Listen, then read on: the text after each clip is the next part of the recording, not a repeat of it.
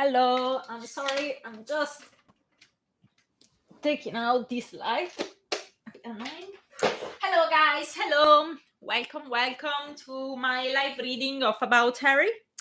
Like every week, we are reading 3 chapters of my fanfiction. If you're following by now, you all know what's about, so I'm not going to repeat myself. I'm just gonna apologize because this week I switched the day from Thursday to Friday. I had some tickets for a show yesterday. I didn't want to miss. It has been very rewarding, I must say. So I apologize for that, and I take the chance to inform you that if you want to update about this switching of day, or like if I cannot do any live or whatever, you can follow me on Instagram. I'm called Scribbling Aloud, and usually, if I remember, I always update it. So if you follow me there, you are gonna know I always publish a story every week to let people know I'm doing this live and to inform them of any cancellation or like whatever. So yeah. And as usual, I inform you as well that the chapter I'm gonna read, they are on my website too, which is www.scribblingaloud.wordpress.com. It's written in the description anyway. And yeah, I upload them there after every live. You can download them for free. And as well, I wanted to apologize for the last live I did, which was literally disgusting. If you follow it, you know that I was really sick and I kind of coughed for the whole length of the live, and I can say now that after the first chapter I was really wondering if I could have made it to the end. At the end I did, but it was really, really bad. I didn't like it at all. So in the end, I deleted it because it wasn't enjoyable, and instead I recorded and I uploaded the recorded version, which I must say I really, really like, because there is still my Italian accent, obviously, but it's edited a bit, so there are not that many mistakes when I read. And despite the voice is a bit how can I say be rough because of the microphone. I didn't learn to use it properly yet, so sometimes the voice is not smooth. One day I'll learn how to use technology, and that would be a very great day. And so yeah, I must apologize for the people that listened to the very bad one. Hopefully you didn't get to, and you just listened to the recorded version, which is much better. So yeah, as a last thing, I want to do a brief recap because last week I didn't do any live. I was away. So yeah, just to refresh our mind. Yeah, so actually the big thing that happened is that James broke the Fidelius charm. So yeah, he broke the Fidelio charm, and he's not repentant at all. And that really infuriated Harry so much he almost lost control, the poor guy. And fortunately, nothing happened. So they are just now very, very low, Ginny and Harry, because they know that pretty soon they will have to move, because the situation is going to go out of hand very quickly, because obviously Harry is a very famous person. So if people knows their address, they're going to knock at their door. They're going to leave letters, and it's going to be pretty tough for them to live in the house anymore. So they talked, and Ginny gave this idea to move to Hermione and Ron. The reason is, I explained this in the first chapter, so probably you don't remember, but I'm gonna refresh your mind with this chapter. Ron's and Hermione's house in England is covered by a Fidelius charm. because for what Ron had done in respect of Lily, they couldn't return back anymore to their English house. They had to sell it and buy another one and put a Fidelius charm on it. So it's a safe house. Nobody knows their address, and it's a safe place to stay. But obviously, Harry is not gonna be that happy about this idea of her. So yeah, now we will see how it's gonna develop. And yeah, probably I should also mention that I kind of messed up the Fidelius charm thing. A guy on one of the portals I publish my story. I don't know if it's a guy or a girl. Maybe it's a girl. I'm not sure. Made me notice that actually the Fidelius charm doesn't work that way, and he or she kindly gave me a link to check it out. I didn't have the chance yet. I'll do it very soon. And I know that when I read it, I'll want to cry, because if I didn't get this thing right, it means that everything will fall down like a card castle. But well, this is how I interpreted the Fidelius charm. So bear with me and accept it for what it is, pretending that this is the real way. So yeah, I guess after this talking, we can finally start with chapter 28. Knocks at the door. The next morning, Harry was exhausted. The dream about James had racked the little sleep he had been able to get. He and Ginny had talked well into the night. Many were the topics to affront. One of them had been whether to go to work or not. The situation could get out of hand any time, and it wasn't wise to leave nobody but the boys at home. He had agreed with Ginny to split the day in two.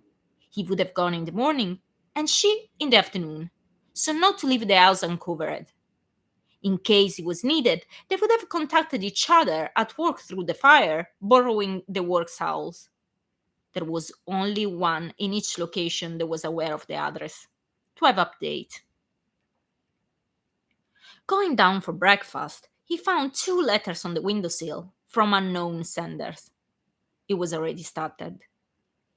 He chucked them into the fireplace. Nobody was lurking outside for the moment. The boys were having breakfast. Harry patted Albus on the head, but ignored pointedly James, who was wearing an undaunted expression that vexed Harry greatly. Between the different topics covered the evening before, the one about a possible punishment for James was canvassed. Nothing had been decided upon. Something had to be done, but they were at loss. Ginny wanted to try to speak to him to make him understand the gravity of his action. Harry did not oppose himself to it, despite privately thinking it was going to be useless. But he was sure of not wanting to talk to him for the time being. He wanted to compose himself before to affront him, and the stress waiting before them wasn't going to help him in the task. When he woke up that morning, Ginny was still sleeping. He had spent some minutes watching her before going down, not daring to touch her, not to wake her up. He just wanted her to be happy and serene, and all he was offering was fear and disquiet. He wondered if the baby could feel all what she was feeling. It would be born hating him already for all the problems he was creating in his family. The insecurities felt when James was born were hanging over his head again. The fear of a failure, so strong. Sipping the last drops of his coffee, he was ready to go. He shook off the gloom to gather the strength to affront all the pressure waiting for him at work, like at home. He told Albus not to open the door to anybody and not to leave the house for any reason, and he was off. The situation in the ministry was unchanged, but he lived it differently that day. It was easier to detach when his mind was so occupied by the recent event. He was very attentive to anything that could tip him off on the progress of his address, spreading, but it was too soon. It was only that week and the next, and then there would be the start of summer holiday. That meant that the workload wasn't that intense and could allow himself to get more time off if needed. And they might have needed if having to move. They had talked about the necessity of it. Harry had enlightened her about the fast post interview, and they both knew what was going to become their place in a few days. But where to go was still an unresolved dilemma. She had suggested Ron and Hermione's place. It was the only one remote enough with the Fidelius charm protecting it, and under any logic, it was perfect. Yet, Harry wouldn't hear of it. He wouldn't have lived under the same roof with Ron, and not even with Hermione, where he had to constrain every word and movement under Ginny's watchful eyes. They considered the barrow. If they moved quietly, there was no reason for people to find out. But they would, eventually. And Harry didn't feel like imposing all those restrictions that the protection of a house comported. They had done it too many times already to protect him. He thought about 12 Grimmauld Place. It was true, it wasn't completely safe, but not even so unprotected. A few charms were still on. Perhaps they could have been straightened. But how? And if could be done there, couldn't they have done something similar on their place? But despite his skills on those kind of spells were well developed, he couldn't think to anything to remedy a breach in the Fidelius charm. The only person with enough brain power to solve that problem was Hermione. Hermione, who was banned from his life. He glimpsed her a couple of times that morning and felt tempted to talk to her but desisted. A solution must be found without her help. Ginny didn't contact him for the whole morning, which seemed to him a good sign. And when he got home, she assured him that the morning had been quiet.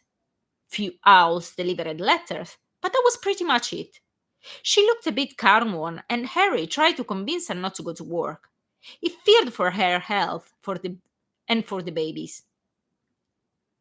Lily's pregnancy hadn't been a smooth one at the time. There had been some complication with the delivery, and while the healers assured them that everything was fine with this one, they also advised her to be as relaxed as possible and to avoid stress. However, Ginny didn't want to hear of skipping work. She was very close to her maternity leave and wanted to leave everything neat. He didn't have any choice but to accept her decision. And anyway, he wasn't 100% sure that staying at home was going to be the less stressful of the two. Lunch with the boys was quite silent, he and James ignoring each other. In the afternoon, he helped Albus with some homework, and while at it, they heard the first knock at the door. Harry shushed him, and they waited at the kitchen table. When the knock repeated itself, Harry whispered Albus to go into the living room to check from the window. James emerged from his room and made to go for the door. Harry stopped him and shook his head. He was a middle-aged couple dressed in cloaks. Albus didn't recognize them. They lingered for a while in front of the door. They left a letter not receiving any answer, and they were gone. Albus was excited by it, wanting to retrieve the envelope. He didn't fully understand what it meant. With his 11 years, he lived it like a sort of adventure. Thankfully, that was the only visit for the rest of the day, although not the only letter. By the evening, at least 10 owls had already dropped correspondence in front of their unopened window. The next day, it got worse. Three knockings and the window sill was covered by envelopes. In the afternoon, already few young witches and wizards were sitting nonchalantly on the pavement in front of the entrance, chatting and playing. Every hour or so, a knock could be heard. In the evening, they were rather squiffy and loud. Harry was very undecided on what to do. Ginny was starting to feel alarmed. By midnight, they were all gone. Albus had started to get it wasn't a game, and Harry had caught some uneasiness even on James' face. Sunday morning, they were waked up by more knockings. and a tinge of panic made way in Harry. They had to leave the house. They couldn't wait any longer, but where to go was still an incognita. Ginny insisted to go to the office, even if Sunday, and Harry, understanding she was feeling more relaxed there, didn't oppose her wishes. When he got down, Albus was checking the situation from the living room. "How is he?" Harry asked. "Worse than yesterday," Albus answered, crouched on the floor, peeping from a corner of the window. "There are at least 10, no, 12 people outside. It's full of letters in front of the door." "Shit!" Harry let slip. "Somebody's coming to knock." "Not again, for heaven's sake!" Harry blurted. "It's not even 9 o'clock. Who is it?" "It's a bloke. Don't know him." The knock at the door was audible. They waited immobile for it to stop. When it did, and the bloke was finally gone, they started to have breakfast. James was still sleeping. Albus had been chewing his bite for already 5 minutes in silence, his attention focalized on the door. 2 other knockings followed the fourth. He looked at Harry, a look full of apprehension. "Can't we do something?" he asked when he finally managed to swallow. "There is not much we can do, besides moving." "I don't want to move. I like it here." "Albus, it happened before. You cannot remember, you were too young, but before the Fidelius charm, it was always like that." "Always?" "Always." Albus lowered his gaze, taking another mouthful of his toast pensively. "It seems a bit hard. Why do they do that?" "It depends. Some of them, they just want to show gratitude or admiration." "Cannot they show it just leaving you be?" Harry smiled. "They think they are doing something nice, I guess. They cannot see the whole picture." Albus rested his head on his fist, still in consideration, while another loud knock could be heard. "Is it going to be the same for me when I left my place?" Harry didn't know what to answer. A side of him wanted to reassure him like he had done in the past. But then the other felt to be honest. He had to find out sooner or later. Better to be sooner. "Very likely," he stated in the end. That was the end of chapter 28.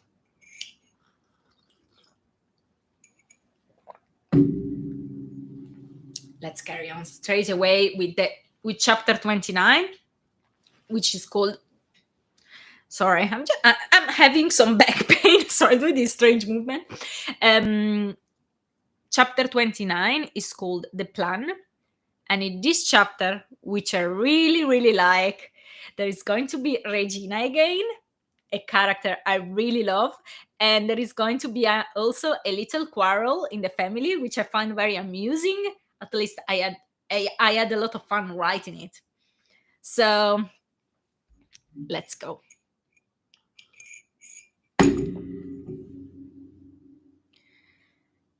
A few hours later, the situation wasn't changed.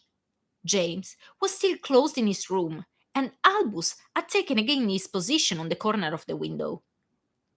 Harry was trying to distract himself doing some workout on the rug while Albus was updating him of everybody coming and going. At one point, he exclaimed excited, "Dad, I think that girl of the ministry is there!" "What girl of the ministry?" "Do you know, the Regina one?" he said, blushing slightly. Harry crouched on the floor beside him, not to be seen, and true it was. A bunch of groupies was sitting against the gate, all with Witch Weekly in their hands, riffling through it and chatting animatedly.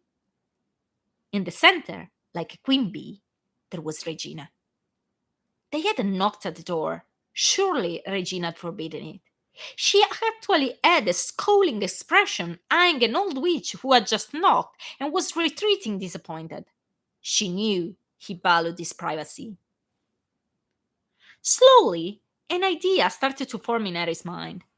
He suddenly remembered about the tiger-like scratch on the law's informant's blow, or the I'm sorry, on the law's enforcement bloke, and the girl pinned down on the floor.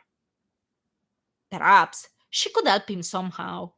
They were enough, and overall, fierce enough, to dissuade people from getting to the door. Didn't they write in every single letter that they were ready to do anything for him?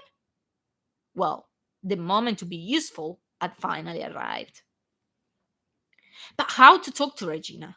He couldn't just let her inside. The uproar would have been huge. Reporters were outside just waiting for a sign of life. He certainly couldn't run the risk to be photographed while letting a girl, and not any kind of girl, but that kind of girl, inside the house while everybody else had been shunned. Albus, go to your room and take everything you have got from Uncle George's shop, he said suddenly to his son as another idea struck his mind. Albus bolted upstairs while Harry was in meditation, peeping from the window. He was back a minute later, a big box in his arms. Harry started to go through it looking for an item that could help in putting his plan into action. Finally, at the bottom of it, he found it. Peruvian instant darkness powder! He exclaimed. Brilliant! Albus was looking at him quizzical. Harry filled him quickly about his plan, making Albus' eyes sparkle with excitement.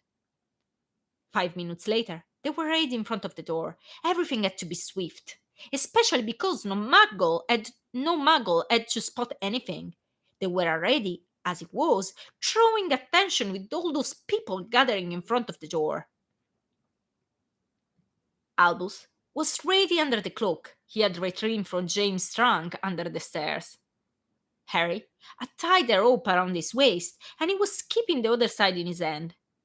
Everything clear, Albus? I open the door, you sneak out quickly. When you are close to her, you throw the powder, you whisper to her who you are, and you take her here following the rope.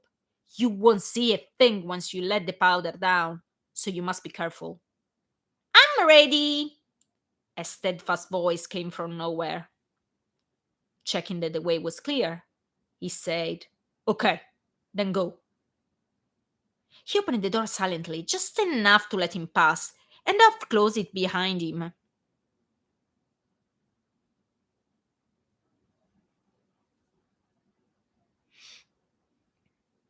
After a few seconds, he heard a commotion outside, shrieks and shouting. Soon later, he was back inside, invisible, with Regina tailing him. Harry closed the door quickly as Albus was reappearing from under the cloak.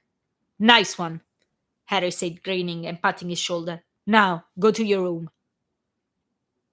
Albus, glancing curiously at them behind his shoulder, made his way upstairs slowly, and Harry, beckoning a beaming Regina to follow him in the living room, closed the door behind them. Harry, I'm like so excited to be here. I cannot believe it. Harry smiled uneasy. Please, sit down, gesturing toward the sofa. I'm sorry to bother you. As like you could ever bother, she interjected, sitting down and crossing two very long and very much naked legs. Harry cleared his voice. Since you are here, you are aware that the spells on this house have been broken. I know, innit? We were like very surprised ourselves, innit? We just found out this morning. Agnes' mom told her the address. She actually discovered it from a friend who. She started recounting, excited, tossing her long silky hair behind her shoulder with a confident swing. Harry interrupted her. Yeah, right. I'm sorry, but as you can see, this situation is creating us some hardships. I so completely understand. We know you don't like to be disturbed, she said, chewing her gum and looking around the room with curiosity. Exactly. I was wondering if by any chance you could help me, he said hesitantly, starting to think that this idea of him wasn't probably the best of ideas, considering the genie could return home anytime and considering the young age of the girl, who seemed even younger all of a sudden. I'd do anything for you, Harry, whatever you want, she said cheekily, blowing a bubble out of her gum that changed several colors before to pop and disappear again behind her cherry glossed lips. Okay, he cleared his throat again. Right. He stammered, suddenly feeling hot around the neck and backing up a few feet as a safe measure. I'd like you and the other friends to keep away people from my door, just for a couple of days, until we don't move away. Do you think you could do that? Easy, she said, looking at him meaningfully. As I said, you can, ask anything from me. An alluring pucker of lips plus another bubble followed her declaration. Um, good. Thank you. Harry, she said, standing up and moving one or two bold steps toward him. Yes, he said, backing up one or two steady steps from her. I could do even more. Harry stared at her for an instant and sighed in dismay, doomed in not having any innuendo for interchange. But perhaps it was naive of him to expect otherwise from a girl that made her mission in life to follow him wherever he went, and that made perfectly clear in her letters her wishes. But how wrong it seemed to receive it from one so young. How old are you, Regina? He asked, beckoning her to sit down again and sitting on the armchair in front of her. 18. I'm 35, 36 in a week. She interjected. I know everything about you. Oh no, love, you don't know anything about me. I could almost be your father. She interjected again. You look nothing like a father, innit? But I'm a father and a husband. She tried to interrupt him again, but he didn't allow her to. I'm married, and happily so, and notwithstanding that, I'd be anyway too old for you. It doesn't matter. I've been with older guys before. I didn't love them though. But I know I love you, she said keen. I'm collecting stuff about you since I was 5. That is yesterday. I read everything about you, and I always thought we'd be perfect for each other, Henry. Right? Creepy. Very creepy. You don't love me, Regina. You love what you think I am, which is not real. Is it not real that you thought you know who? She smirked, playing with the lock of her hair. I swear, if I hear this sentence again, I'm gonna puke. It is, but there is not only that. I know, she said, letting her hair go, smiling naughtily. I'm truly convinced of it. Harry sighed again. It seemed such a lost battle. He decided to try with another technique. He stood up and took one of the family pictures hanging on the wall, showing it to her. Look, this one is me. I go to work every day. I get back home and have dinner with my family. We do excursions on weekends if the weather is fine, and that's all really. I don't go fighting that wizard every day. He halted, reflecting for a moment on his last sentence. That wasn't exactly truthful. Actually, I do, he admitted. But this is not the point, he resumed eagerly. The point is, I'm not a kind of hero or something. I'm just normal, nothing special, really. All this confused rant was spoken in earnestness, but she seemed not to listen, intent in looking curiously at the picture. She took it from his hand, observing it.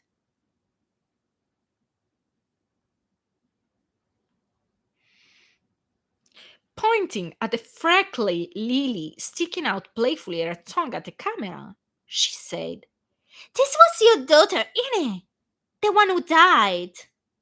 Ouch! Why everybody was so willing to forget that he had sentiments too, only because everything about his life was published and talked about like if it was only another piece of gossip to spread. It didn't mean that he had any importance.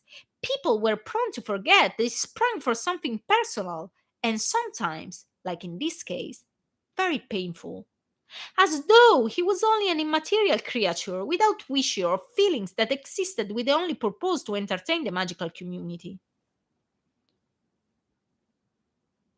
Trying to ignore the sudden ache in his chest, he answered in the affirmative. She was proper cute. Yes, she was cute.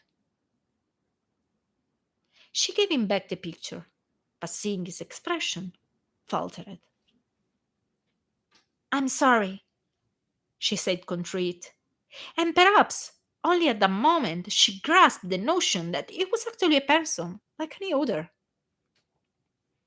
"It's all right," he answered, with the always present knot in his throat while Lily was mentioned, and put back the picture on the wall, avoiding to glance at it. She looked at him, her mouth quivering, probably wanting to add another excuse for her insensitivity, but he continued before she could speak. "I'm asking for your help as a friend. My wife is pregnant and needs some quiet. You have shown devotion and respect for my privacy, and for that I'm grateful. If you can be of some help as a friend, I'll accept it with pleasure. But it cannot be under any other pretense." She didn't say anything for a bit, but then she smiled. A sweet smile this time. No flirting, not alluring. A smile from an 18-year-old girl just out of Hogwarts. "Okay, I'll help you alright. You can, count on me." He smiled back. "Good girl," he said, stroking her head. "Can I have an autograph, though?" she let out eager. Harry laughed. "Sure you can." She took from an almost invisible pocket, part of some almost invisible shirts, a square paper that unfolding turned out to be a page from Witch Weekly with a famous picture, and extended to him. Harry, smiling, made appear a quill and signed it. "You look like great, she said, taking back the page and folding it again, made it disappear carefully in her tiny pocket. "Thanks! I can't wait to see Agnes' face. She's so into you." "No problem." "I'm still your biggest fan. "You certainly are." She looked again around the room. "It's a very beautiful house," she said, walking around and looking at the picture and painting on the walls. "Yes, it is. That's why we are so sorry to move." "Can't you find another way around?" "Like what?" She shrugged. "Don't know. You could, move the house, for example." Harry looked at her quizzical. "The wall house, you mean?" She shrugged again. "Yeah, why not?" Harry didn't answer, meditating on her words. People born in a magical family were more open about impossibilities than those born in a mango context. He had noticed that many times before. They were always ready to think that almost anything could be solved by magic, and he just needed to find the right spells and be skilled enough to perform it. And most of the time, it was actually true. He didn't know if move the house could be done. He was inclined to think no. But then he had always considered it impossible to stop time, and Hermione had done it just a few days before. And in all these years, there were so many things he thought impracticable at first, and turned out to be not any such a thing. Then maybe, and just maybe, this could reveal to be one of them. But how to find out? In his mind, a vivid image took shape. A teenager Hermione, hunched by a bag full of books, saying, "I'm going to the library." While accompanying her to the door, James made down for the stairs. Seeing Regina, he startled and stopped in his track. Regina greeted him warmly, commenting about his growth. He stammered some indiscernible gibberish and didn't come any forward. Harry, with some powder on his hand, addressed her. Okay, I'll throw some more to let you out. Are you ready? Try to be discreet. She nodded, and a second later, she was disappearing in the black fog. Harry closed quickly the door behind her. What was she doing in here? James attacked him aggressively as soon as the door was closed. None of your business, Harry answered, irritated by this tone. As James was ready to retort angrily, a noise from the kitchen announced Ginny's return, who found them in the corridor glaring angrily at each other.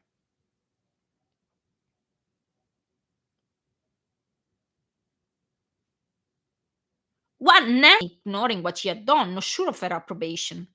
Actually, almost sure of the opposite. Who is Regina? She asked, frowning, but only for a second, as her head turned toward Harry so quickly that the creak could almost be heard. Her expression was ferocious. That girl was in here? Yes, she was in here, but for a reason I can explain. You cheated on Mom!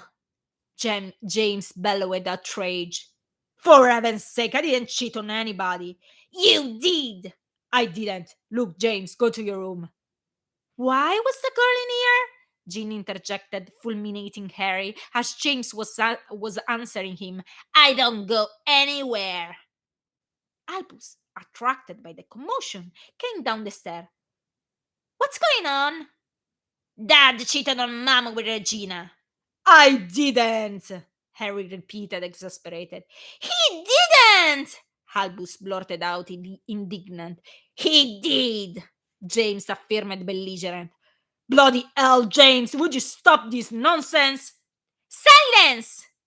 Ginny boomed loudly, covering their bickering. And silence fell immediately. She turned to Harry. Why was she in here? I asked her and her friends to stop people from knocking at our door. James snorted, but Ginny threw him such a savage look that he climbed up instantly. Why did you do that? Because it was starting to be a serious grievance and... It's true, Mom! This morning was a nightmare! Albus interjected, but receiving a similar stare to the one James received, adopted the same behavior as his brother. Harry continued. Being the many and always ready to, well, comply, I thought it could be a good idea.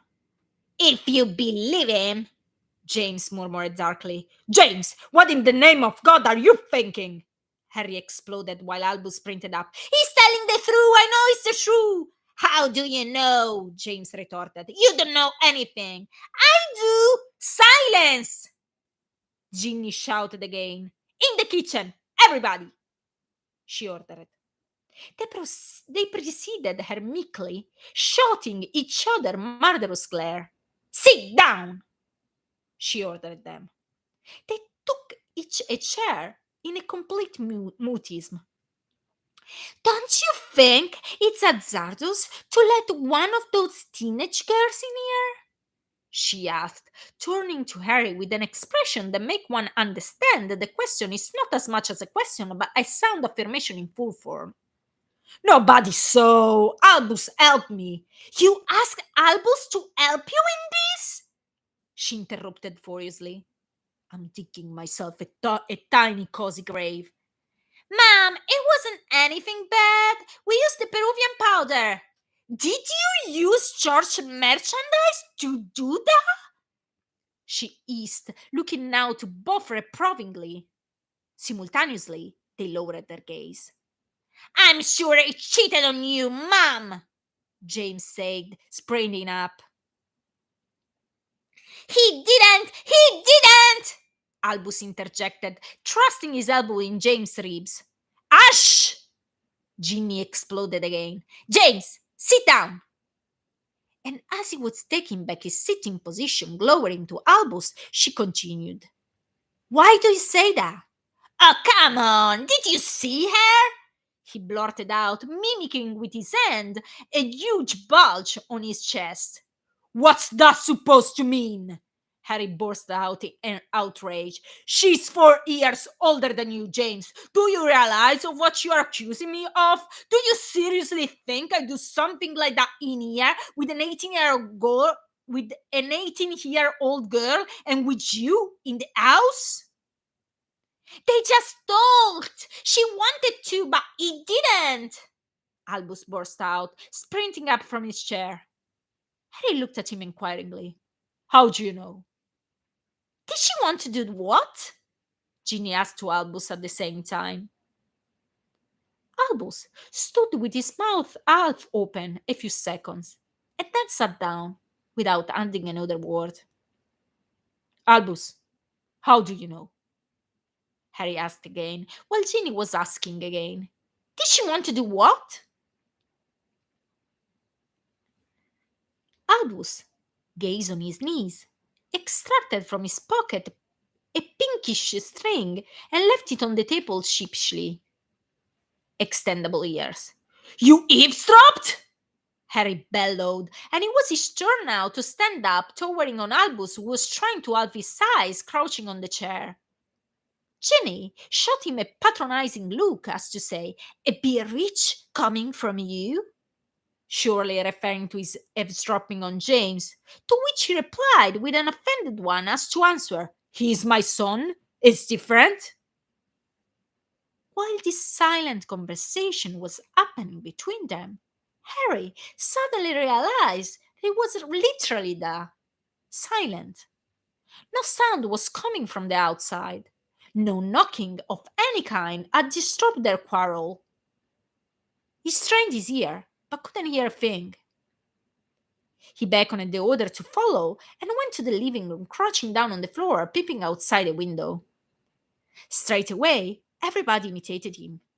James and Albus pushing each other to make themselves space, and Ginny cuddling up close to Harry. Sitting on the stairs in front of the door, there were 7 girls with a very forbidding expression, aimed to a reporter who seemed inclined to get to the door. Regina was the only one standing on the higher step, her arms folded. An exchange of words was going on, and from the offended look on the block's face, it was easy to understand who was winning the battle.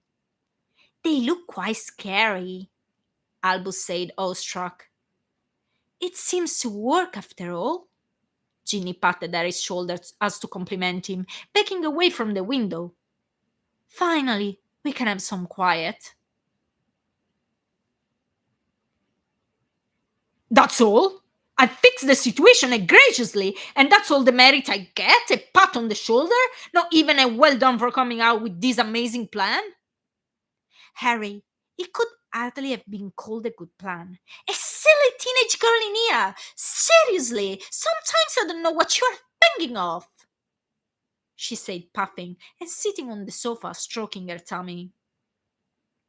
James and Albus asked Cliff to go and check on the situation from the above window in the room, and as Ginny gave them permission, they dashed out, keeping pushing each other and bickering. Harry sat on her side. "How's it going?" "I was at the office," he asked, kissing her. "Tired, and I haven't been to the office," she answered, and as Harry looked at her inquiringly, she eased out an envelope from her bag. "I've been to Hermione and Ron's. This is for you." He took it hesitantly. It was closed with a red seal, but didn't report anything on it. "Is it from Hermione?" he asked shiftily. Nothing from the house was safe for him, and if indeed it was from Hermione, another possible argument could come out of it. "It's from Ron," she said, closing her handbag and staring at him. "I'm not gonna read it!" Harry hissed between his teeth, trying to give it back to her. "You are?" Ginny replied sternly, not taking it. "It's only a letter. Don't be stubborn." She stood up, supporting her back.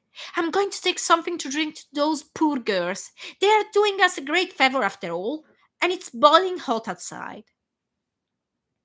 She walked out of the living room, leaving Harry alone with the letter still in his hand, fearing for the life of his groupies, despite Ginny's olive branch offering speech.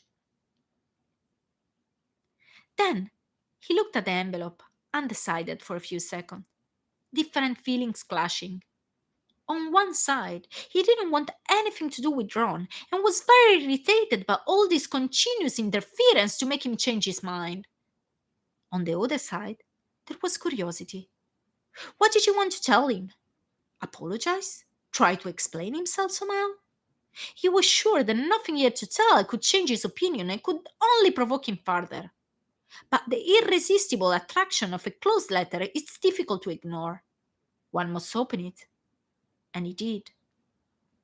He read it through, and when it was done, he rested his chin on his hand, pondering on the content.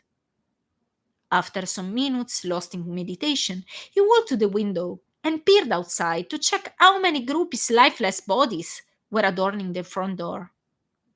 None. Ginny was sitting cozily between the girls, all gathered around her, hanging from her lips. She had a copy of Witch Weekly on her lap, pointing something on the magazine and chatting gaily. At one of her affirmations, they all started giggling, Ginny included. Woman, Harry thought, smiling. And that was the end of chapter 29. It was a bit long chapter, but as I said, I like it very much because of Regina and the quarrel. I hope you liked it too. And I guess we can continue straight away with chapter 30, which is called Ron's Offer. It's a short one. And yeah, it's the last one for the evening. They're actually nice girls. A bit too keen on you, perhaps, but quite nice, Ginny told Harry once back. They seem to think you are a kind of perfect Prince Charming / superhero or something. She chuckled, putting the dirty glasses, all with different color traces of lipstick on it, in the sink, while Harry was making some sandwiches for lunch.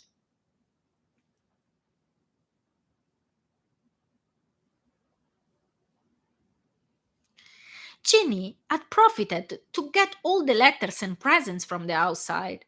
It all lay on the table, forming a big pile that needed to be sorted. Harry was tempted to chuck everything away in block, but he needed to be sure that nothing important had been lost in all the useless correspondence.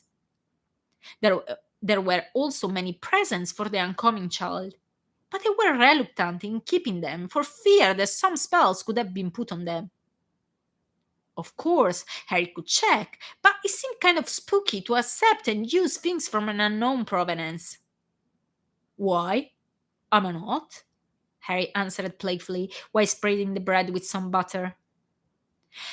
Well, I don't know about that. You still haven't learned to open the laundry basket to put your dirty clothes in. More often than not, I found them lying on the top of it. Harry grunted. For a tiny little thing. Shall I start a list of your shortcomings? Better not.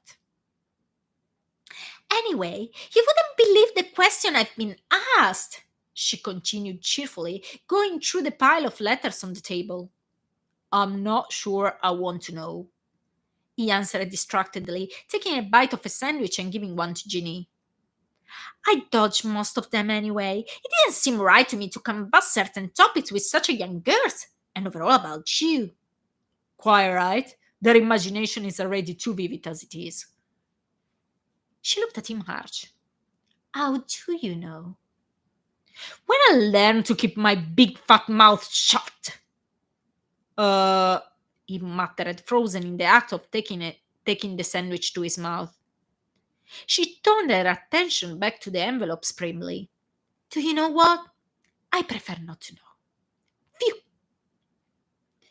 He kept looking at her while sorting letters about to mention Ron's one, when she paused on one envelope. "This is from the minister.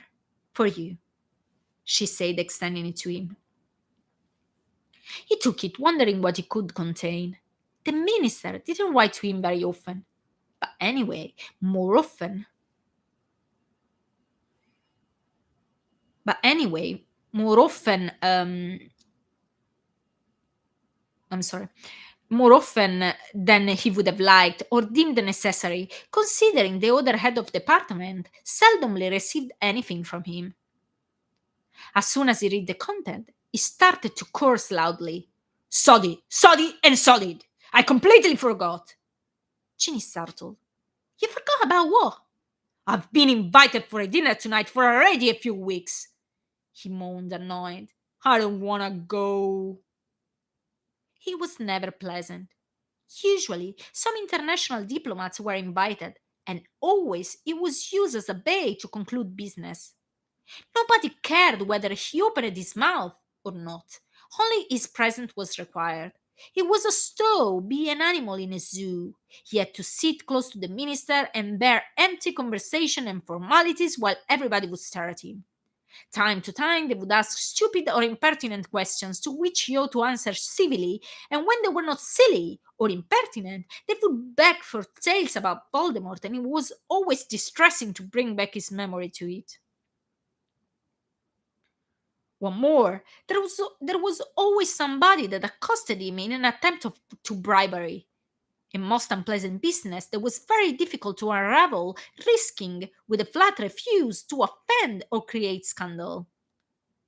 Unfortunately, some wizards in the English ministry, like abroad, were the opposite of correct, and they were always willing to pay money or give him costly presents to have him speak favorably to the minister or want him to close his eyes to certain illicit behavior that would concern his department.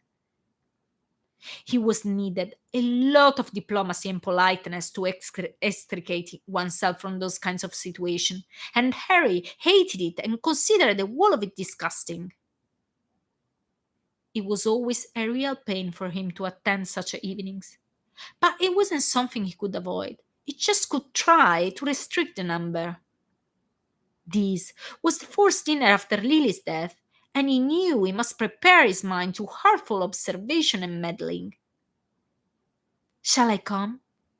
Ginny asked. She knew exactly why he disliked them, having been forced to go time to time likewise. She didn't enjoy them much either for the same reason, and now with her pregnancy would have been even worse. However, she never shirked from it, wishing to give him support in those unpleasant events. But this time, Harry was adamant. He didn't want to inflict that on her. She was tired and needed repose, not to be harassed by nosy diplomat spouses. Therefore, he refused, naming his reasons. She didn't argue, probably relieved to be able to bypass it, but, seeing the gloom on his face, she accosted him and kissed him. "It's only an evening. It will be over soon." He nodded, encircling her with his arms, the baby in the middle preventing a proper hug. He leaned his forehead against hers. "I read Ron's letter." She didn't speak, waiting for him to continue. "I'm sure you know the content?" She didn't answer to this affirmation either, confirming it. "I think we should accept his offer." Ron's letter didn't contain apology or explanation or anything regarding Lily. He just offered them his house until they would sort out their problems.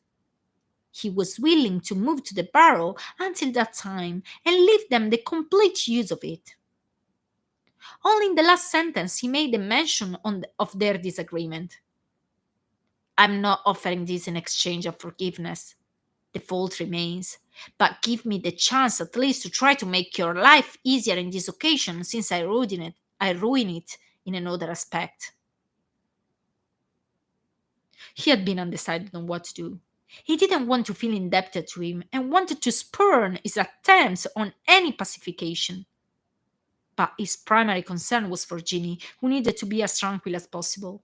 He wanted to avoid her any unnecessary bustle or worries, and their house was a safe haven where they could let the guard down while finding a possible solution. Not only was protected by the Fidelius, but it had the garden too, which could provide some leisure and the chance to be on the outside instead of being shut in the stuffy apartment all the time. While he shared his decision with Ginny, he felt her relaxing in his arms, and he instantly knew to have taken the right choice. She was accumulating a lot of stress because of this situation that could seriously harm her and the baby. I think you should stop to go to work, he added. It was a requiring job at home. She had to meet people from sport department very often, plus staff from other teams to arrange matches, schedules, and training. She oversaw all the anti-muggle spells on the field. It was challenging, and she was always up and about. It was starting to be tiring in her condition. She nodded. I've already settled everything and talked to the team. I don't think it will be necessary for me to go any longer. Good, he said, kissing her. I'll go I'll go tomorrow morning at work to do the same, and I won't return until September, so we will be able to find a solution for this mess. She rested her chin on his chest. I don't want to leave this house, she said sadly. I know. I don't want to either. I'll try to find a way out, I promise. Do you think something can be done? She asked, looking up in hope. He thought again about Regina's word, and the scrape of an idea started to form in his mind. A tiny notion of difficult realization that could prove to be a good one. I don't know, but I'll try. That afternoon was spent in packing. The boys had been informed, and even if they didn't admit it aloud, they seemed relieved. However, as Harry spotted them taking the bruise from the cupboard to pack, he addressed James. What are you doing? He asked severely. I'm taking the broom, so I can use it there. Do you think that after your behavior, I'll allow you to enjoy yourself really? James was taken back and stared at him in surprise. Leave your broom where it is. You're officially grounded until further notice. James colored instantly. Albus looked at him uneasy, holding his broom hesitantly. Saying this, Harry turned to him. You can have it. No problem. James snapped. He eavesdropped on you! It's unfair! Do you think it's comparable to what you have done? You always give him the preference, he muttered mucinously. James, I don't do any such a thing. If you are in this situation, it's your fault, not his. But this is not the only reason for your grounding. It's for this to have sneaked outside when you were not allowed to, for your disrespect toward me since you are back, and to have dared to accuse me today of something serious without any proof whatsoever. When we will be there, you won't be allowed to entertain yourself in any way. You can do homework, and that's all. Let the boredom teach you something, he concluded sternly. James took a fierce look, thrusted his broom in the cupboard roughly, and marched back to his room without adding another word.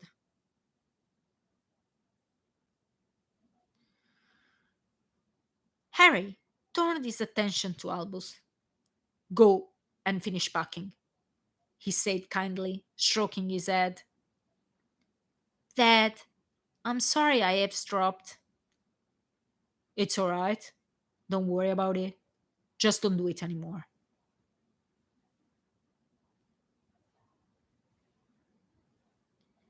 I knew anyway you would never have done it. You love Mom. Why could Albus understand this simple notion and James couldn't? And that was the end of chapter 30. I hope you enjoyed it. with just about 1 hour live, which is my limit. So yeah, I'm just gonna tell you again that these chapters are going to be on my website between tonight and tomorrow. And next week we will meet on Thursday again. It's gonna be the last week before Christmas holiday. Then there will be a break of 2 weeks. I'm just next week I'm gonna decide when the following live will be. So next week, last one before Christmas time, and we will be witness of a dinner at the ministry place, which I think it will be interesting to see. And then there's gonna be a chapter about Hogwarts. So yeah, I'll leave you with that. I'll see you next week. Thank you to have been listening, and good night.